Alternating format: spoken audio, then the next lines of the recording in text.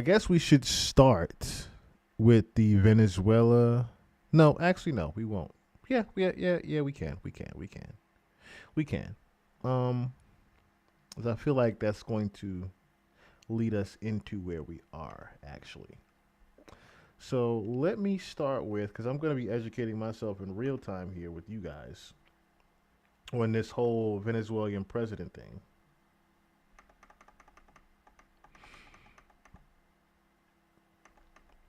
So I looked up a couple of videos today, including mainly the reason why this gentleman was even captured in the first place. I want to take a look at that real quick before, like I said, we get into all the other things. Nicolas Maduro and his wife will appear in a Manhattan federal court today. The former dictator of Venezuela is now in a New York jail cell after the daring U.S. military raid that captured him. President Trump says the United States is now in control of the South American country. Venezuela's interim president... Daring my ass. Just stop over-exaggerating shit with daring. It wasn't nothing daring about when they went and killed Osama bin Laden, because he didn't even exist. ...disagrees. CBN's Dale Hurd reports. Nicolas Maduro will be charged with narco-terrorism and drug trafficking. His lawyers are expected to argue his arrest was illegal and that as a head of state, he's immune from prosecution. Operation Absolute Resolve, the joint military law enforcement arrest of Maduro early Saturday morning, came after the White House says the Venezuelan leader rejected several deals to step down from power. The operation, led by Delta Force operatives, involved 150 air... Man, Hatter, what's going on? Now, the crazy thing is, I had been sent a couple of videos on this, right?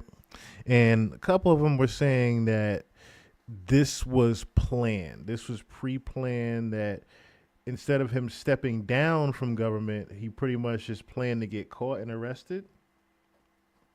But a part of me is also saying that might not necessarily be the case, that this was something that was pre-planned for it to happen to him, or should I say that he planned. I'm thinking more along the line. Well, here's the thing, right? I'm going to continue to watch this, but the more and more information that's coming out, this is one of those things where we just got the gun to your head and you're going to do what we say or else. That's what this is starting to sound like. This, as much as I want to believe, like I said, the videos that I've seen about him planning to step down through the deal that was made, but this is more sounding like how, I guess, for lack of better words or examples, remember how Kurt Burrows pretty much was called to the office and Diddy had the bat and said, either you gonna give up your 25% or we gonna whip your ass and take your 25%. That is pretty much what is going on here. Craft. Maduro was reportedly captured just as he was trying to close the door on a safe room. The attack killed about 32 Cubans who make up his security forces. One U.S. helicopter was hit but continued its mission.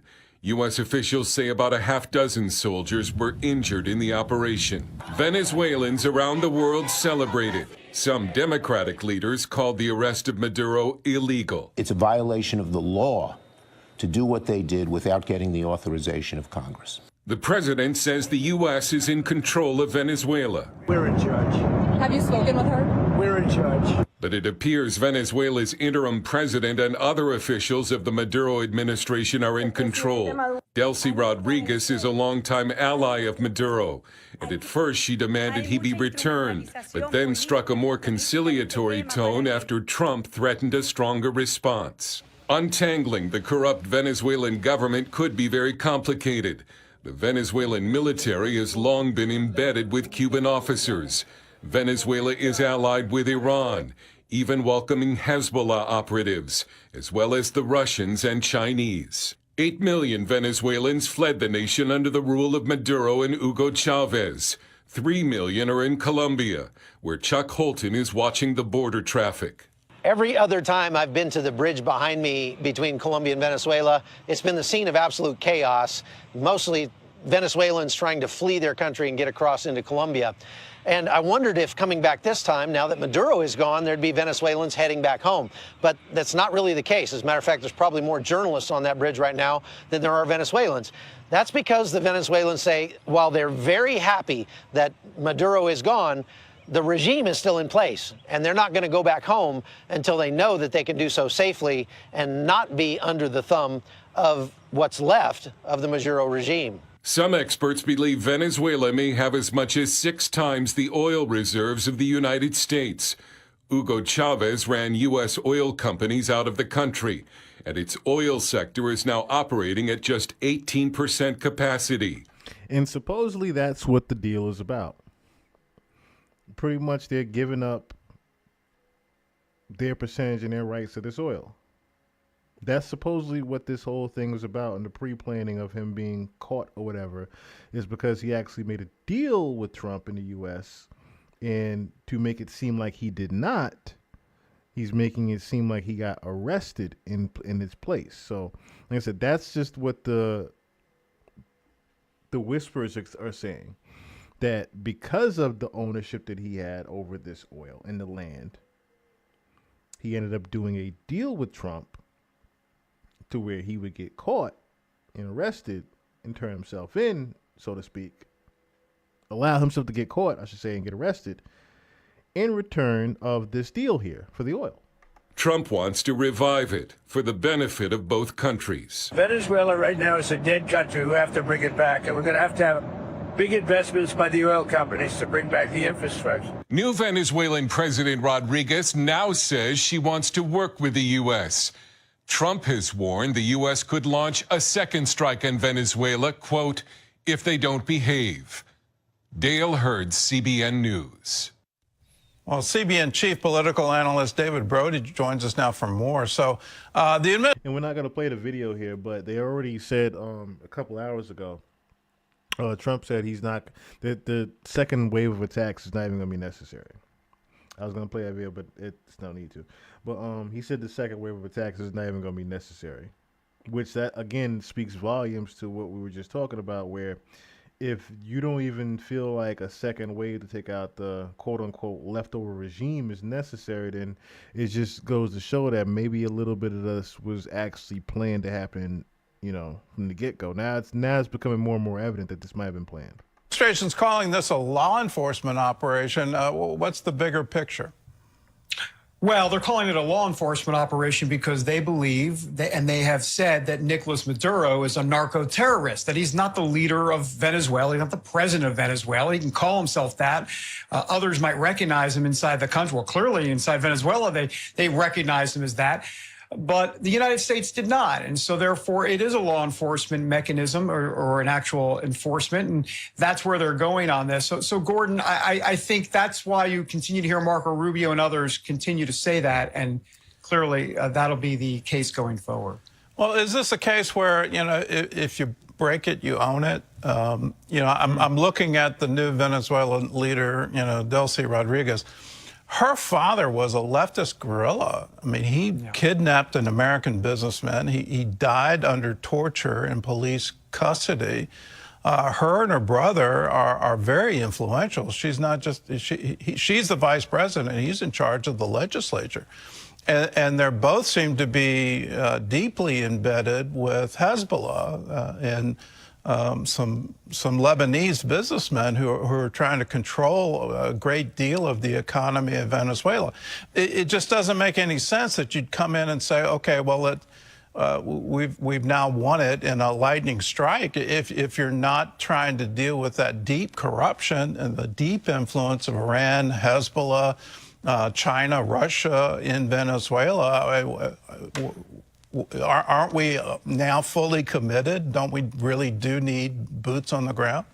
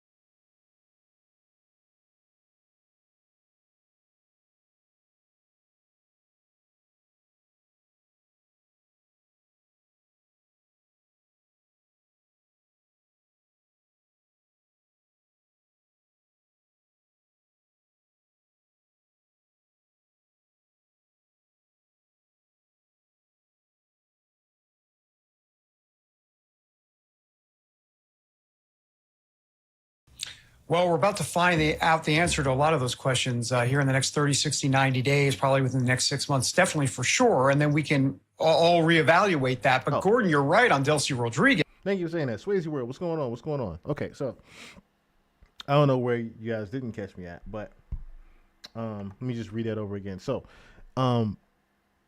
supposedly it is actually illegal to take presidents of other countries into custody.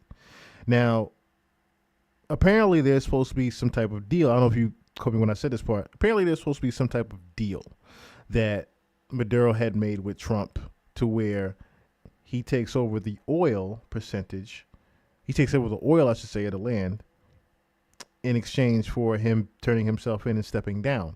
So instead of Maduro actually stepping down and just, giving his power away, he made it look like he got caught and pretty much turned himself into custody in return for the actual oil. So, like, again, to make it seem like he still has some type of integrity and, type of hold over Venezuela, he didn't want to make it look like he just stepped down and gave the oil away. He got himself caught and arrested. Now, two things can be true here. It is illegal, though, from what I'm reading, that capturing a sitting president of another country is generally considered legal under international law due to violations of sovereignty and head of state immunity. But the U.S. has previously justified such actions under domestic legal interpretations, citing inherent presidential authority and legal doctrines that allow trials even if the capture was unlawful, creating a conflict between international norms and specific U.S. legal precedents, similar to the Noriega case, which in Noriega's case, the coke dealer, he wasn't actually a president of anything. In this particular case, it's like they don't necessarily, they're saying that Maduro wasn't actually president of Venezuela, but like I said, I'm not hearing anybody step up and say, hey, I'm the real president of Venezuela. Nicolas Maduro is the real president of Venezuela. So, again, this is a thing of integrity where he's trying to save face and say, I didn't necessarily just give up my rights to the oil or give up my rights to the land. I didn't give up my power to the land. I just got arrested. So in return, they get the oil. This isn't necessarily anything about saving the people or, making Venezuela safer. This is more about the power and the control of the oil. Again, more money and power. Okay, this isn't, like I said, anything to do with them trying to make Venezuela safer. Nothing to do with that. Hell, they can barely make America safer. So why would they try to make another country safer? You know what I mean? Yes. Look, I mean, if Maduro's wife was the right-hand woman, if you will, Delcy Rodriguez was also a right-hand woman carrying out many of those devious tasks, deadly tasks there in Venezuela and around the globe. There were sanctions against her by the United States and others. We haven't even talked about the defense minister and the interior minister, all working and still there as part of the Maduro regime. So when President Trump says we're running the country, he's obviously not talking about how there's actual U.S. personnel setting up office and shop right there in Caracas. What he's talking about, clearly, is that they're calling the shots. And Delcy Rodriguez and the defense minister and the interior minister better play ball, and maybe they will now after seeing what happened to Maduro, or they're going to be out on their, quote, keister, if you will. Whether or not it works, I don't know. I was talking to a couple of experts this morning that have been following the situation there. They believe ultimately this will be about fair and free elections within 6 months. We'll see if that actually comes to fruition. Well, there was an election. Maduro lost that election and then stayed in power. Why isn't the administration trying to put that that group that won the election, why aren't they in charge now? Because they don't have the actual infrastructure, military and otherwise, to actually take control right now. And in essence, that's the short answer. And they do want to see if Delcy Rodriguez and others will kind of play ball with them a little bit here, because after the Maduro resolution, I'm sorry, what was it, Operation Absolute Resolve, that they believe that these folks will play ball. Now, whether or not, if they don't, then that changes the calculus. And then we can talk more about the opposition leaders coming in. But right now, the Trump administration doesn't believe that Maria Corina Machado and, of course, others will be able to take, in essence, control right now. They don't have the structure to do that right this moment. Well, it's got to be better than Delcy Rodriguez. I mean, she goes back to Hugo Chavez, and you don't get any more leftists in anti-American. Is there going to be a game here where, we sort of pretend that we run? The people in Venezuela say, we'll play ball for the next 3 years, but you're going to have an election of your own, and there'll be a new administration that won't care about us, and we'll be back to business as usual. I think that's a real potential concern. And that kind of goes to the larger issue as it relates to how MAGA feels about all of this politically. I mean, there's a situation there clearly about whether or not this is MAGA or not. And you're going to have the Trump administration say, look, this is, in essence, the Trump version of the Monroe Doctrine. They're calling it the Don Doctrine, basically saying, look, this is our backyard. The Western Hemisphere is in our backyard, and we're not going to have bad actors in our backyard. Now, whether or not MAGA buys that or not remains to be seen. I think we have a conversation again in a couple of months, 3 months, 6 months to see, well, how many Key word there to just, they ain't slip past me, bad actors.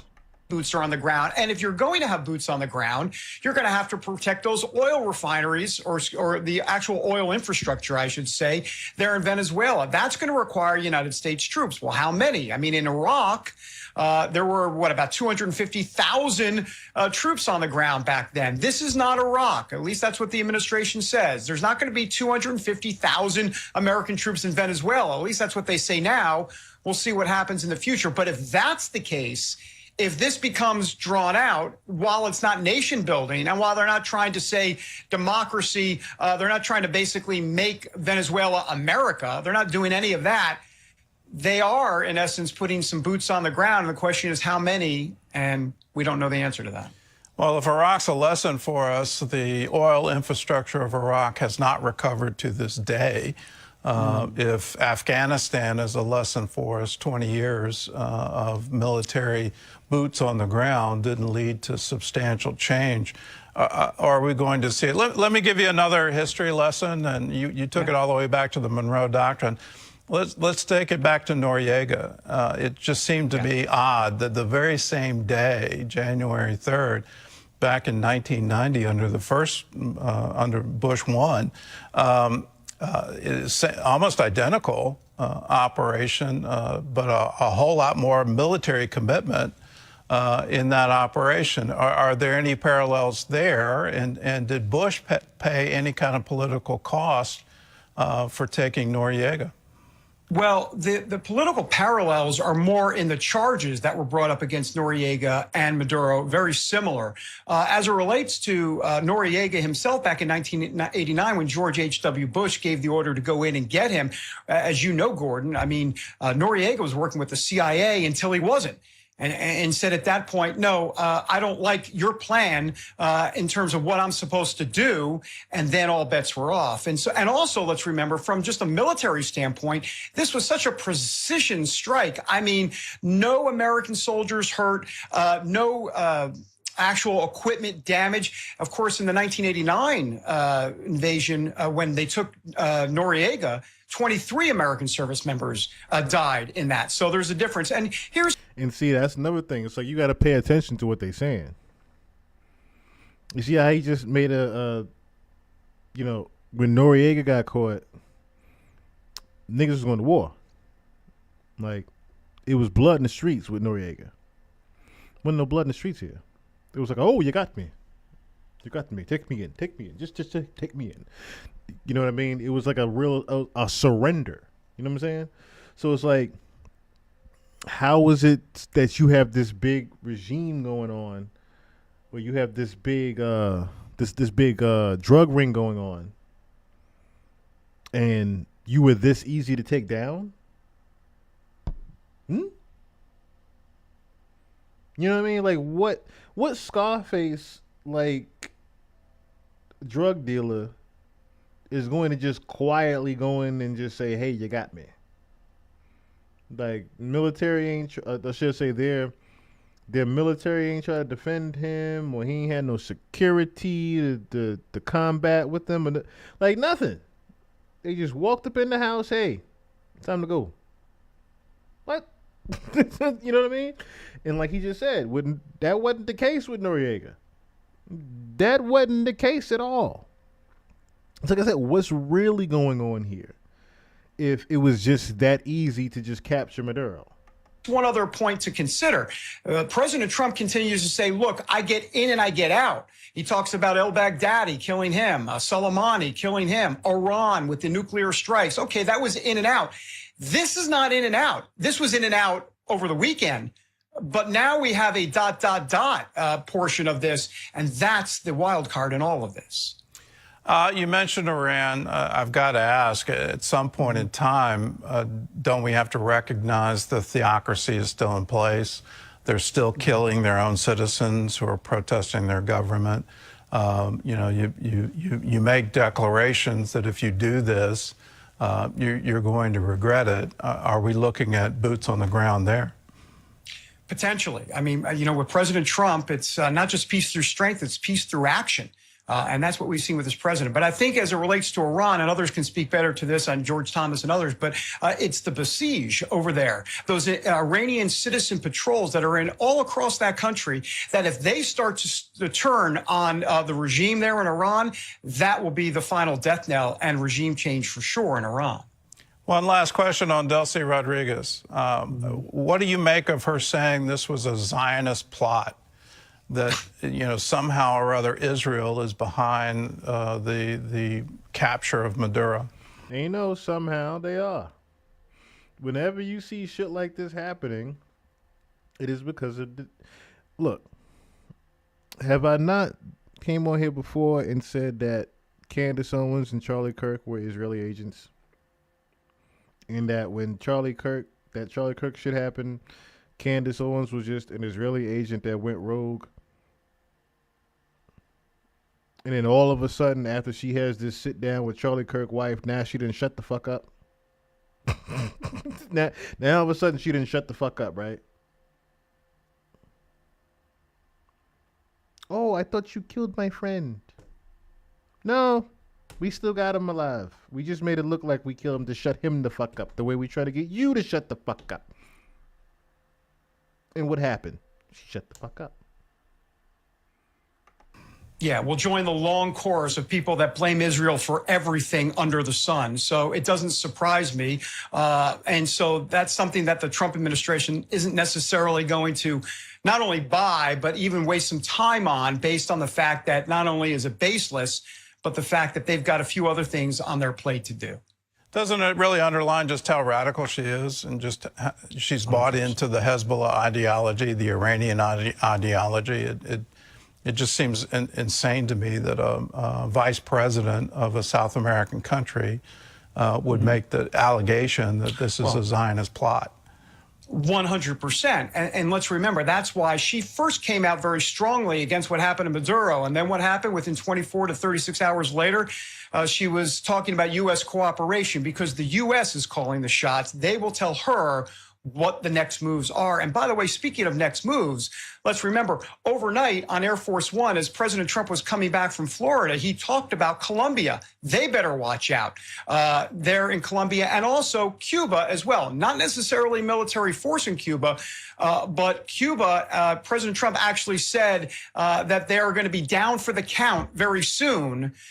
Because in essence, as you know, Gordon, their economy is directly tied to Venezuelan oil. All right. Well, David, thanks for the insights. It looks like it's going to be a very interesting year. Yeah. Well, in other news, Iran lost a key ally in Maduro. At the same time, it's facing We have seen an unprecedented.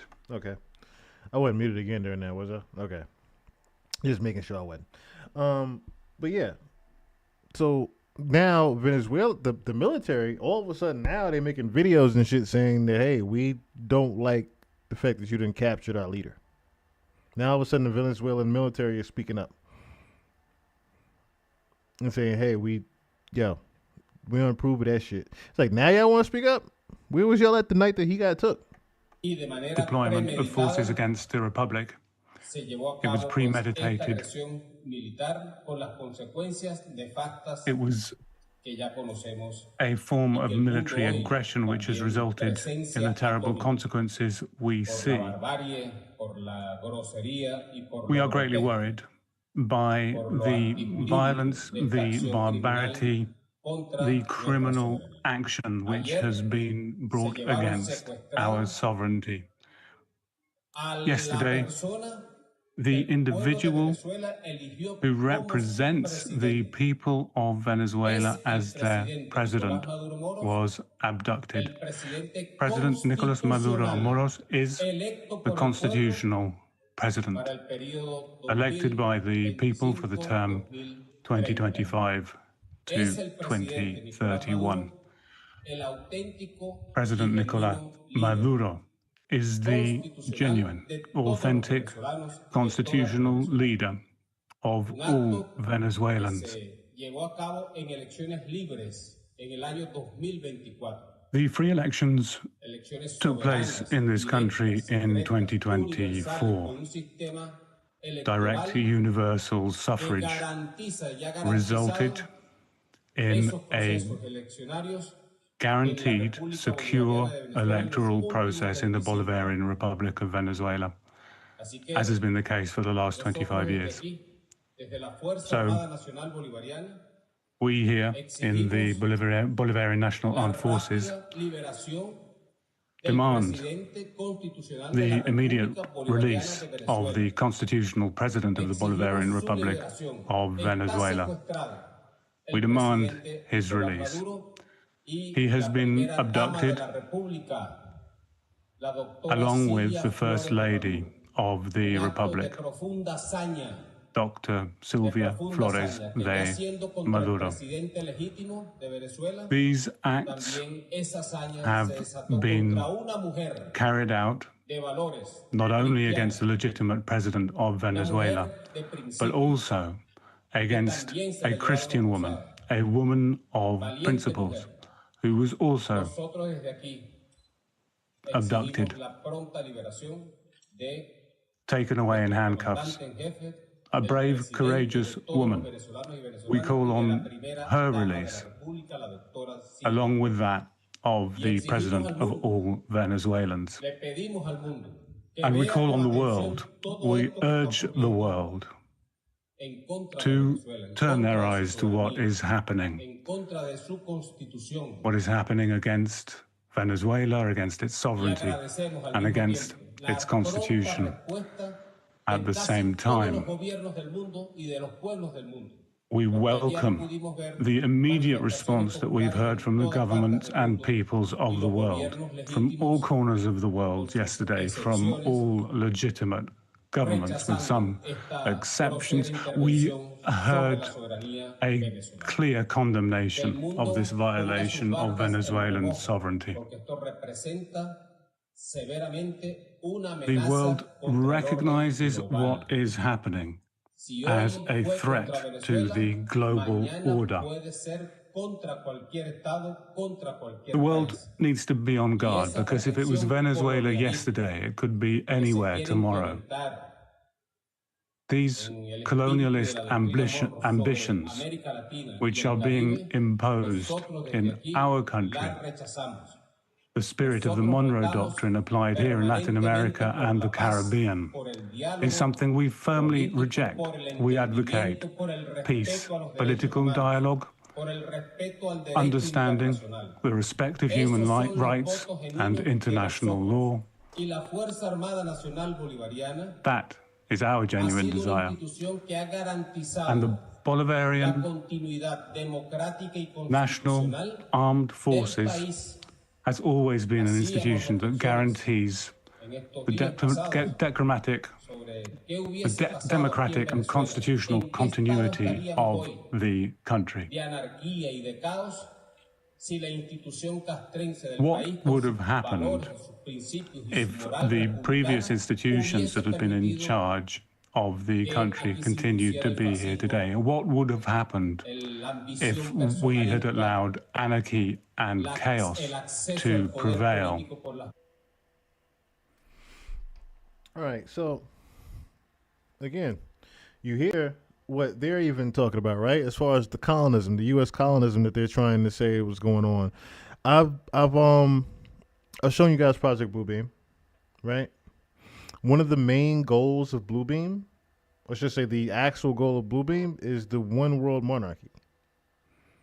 Global monarchy. Global domination. You heard that in movies, you've heard that in cartoons, you've heard that every fucking where. Global domination, right? Like I said, the main goal of Project Bluebeam is to have a one world monarchy at the end of the day. It shouldn't be a coincidence to y'all that the last time y'all saw the UN come together, they were literally talking about this. They were literally talking about everybody coming together and us having just one leader instead of all of us coming together and being all the leaders at the one time. We need to have just one person. Literally heard the UN talk about this. Whether it be Trump or someone else, that is what this is heading towards. This is heading towards a one world monarchy. One government ruling everything.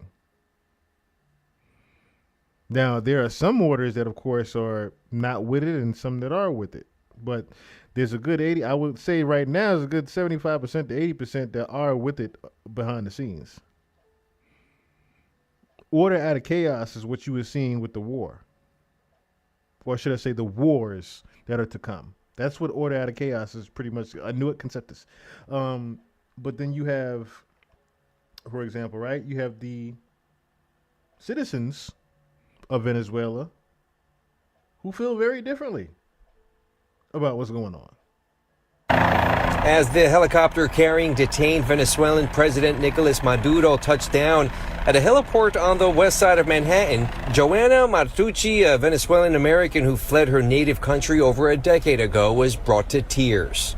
It's the best day of our lives. We were hoping for this moment to happen for a long time, and we're just hopeful. It just feels so much relief and peace to finally see the guy that I left my country for be in there. The feeling of joy and relief emanated through the streets in lower Manhattan. This rally unfolding in Chinatown Saturday afternoon, hours after the U.S. carried out the large-scale strike in Venezuela. From the streets to community hubs, there was no shortage of celebration. At El Budare Cafe in Jackson Heights, amid the smiles, there was cautious optimism. Oh yeah, everybody's scared, but we have to celebrate now. Woo! Marianela Moriera left Venezuela for New York 30 years ago, saying Saturday morning's airstrike and Maduro's capture is the only way out of the country's current state. She's already planning her return trip. Maybe we have to wait 1 year, 2 years, I don't know for how long, but I hope soon. They're not necessarily, they're not mad about him being arrested. They're more up. There's some people that are more up in arms than anything. These are people that are living within the city that are actually saying they're hip hop hooraying. But again, these are the same people that doesn't necessarily know exactly what is going on as far as, why he's even being detained or he's being arrested, I should say.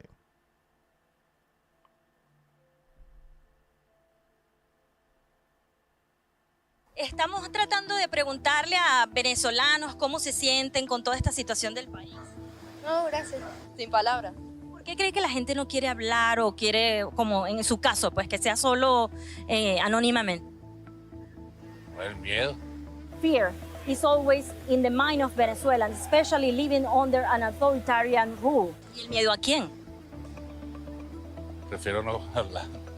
¿Cree que hay miedo o temor a expresarse libremente en el país? Siempre lo ha habido. Most recently, a state of emergency decree has allowed the police to search and capture those who support U.S. attacks. In Mérida, Venezuela, 2 men were arrested after allegedly celebrate the capture of Nicolás Maduro. Si me permite un segundo. For those willing to speak on camera, ¿Cómo está, señor? they say they were skeptical about the U.S. intervention. Por lo que no estoy de acuerdo en absoluto con esa intromisión extranjera en Aquí el factor no fue que se llevaron a Nicolás Maduro, aquí el factor es que ellos quieren nuestro petróleo gratis. Nosotros somos colonia, pues, ¿entienden? No queremos ser colonia. Hay personas que pueden estar alegres, otras tristes, pero yo creo que lo que tenemos que estar es tranquilos, porque ya nosotros como ciudadanos no podemos hacer nada. See what I mean? There's people that necessarily know what's going on, and there's people that don't give a fuck what's going on, but then there's also people that know what's going on and say, hey, you heard the guy, like, yo, we're not a colony. We're not no fucking colony. You don't need to colonize us. We don't need all that shit. If you wanted to get rid of the drug dealer that was causing chaos in the streets, fine, do that shit, but you don't need to fucking come over here and organize and shit, sending ICE and all this other shit. You don't need to be doing all that.